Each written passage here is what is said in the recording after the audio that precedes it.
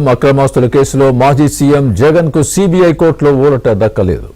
వ్యక్తిగత హాజరుకు మినహాయింపు ఇవ్వలేమని CBI court తేల్చి చెప్పేసింది. ఈ నెల 21న వ్యక్తిగతంగా హాజరు కావాల్సిందేనని సిబిఐ కోర్టు స్పష్టం చేసింది. సిబిఐ కోర్టు విచారణకు సంబంధించి వ్యక్తిగతంగా మినహాయింపు ఇవ్వాలంటూ గతంలో జగన్ మెమో దాఖలు చేశారు. అయితే జగన్ అభ్యర్థనపై సిబిఐ అధికారులు అభ్యంతరం వ్యక్తం చేస్తూ కోర్టులో కౌంటర్ దాఖలు చేశారు. ట్రయల్ కోర్టుకు హాజరు కాకుండా జగన్ తప్పించుకుంటున్నారని సిబిఐ అధికారులు పేర్కొన్నారు. దీంతో సిబిఐ కోర్టు వ్యక్తిగతంగా హాజరు కావాల్సిందేనని తెలిపింది. అయితే వ్యక్తిగత మినహాయింపు హాజరుపై సిబిఐ కోర్టులో జగన్ వేసిన మెమోను వెనక్కి తీసుకున్నారు.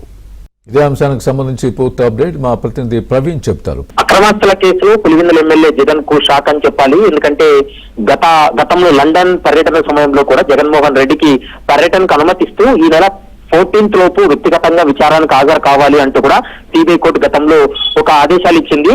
అయితే జగన్ దీనిని అంటే వ్యక్తిగత హాజరు మినహాయింపు ఇవ్వాలంటూ కూడా కొద్ది రోజుల క్రితమే ఒక మెమో దాఖలు చేశాడు. ఆ మెమో పైన ఈ రోజు సిబిఐ కూడా కౌంటర్ దాఖలు చేసింది. గత కొన్నేళ్లుగా ట్రయల్ కోర్టుకు వ్యక్తిగతంగా విచారణకు హాజరు కాకుండా ఏదో ఒక కారణం చెప్పి తప్పించుకుంటున్నారంటూ కూడా సిబిఐ కౌంటర్ దాఖలు చేసింది.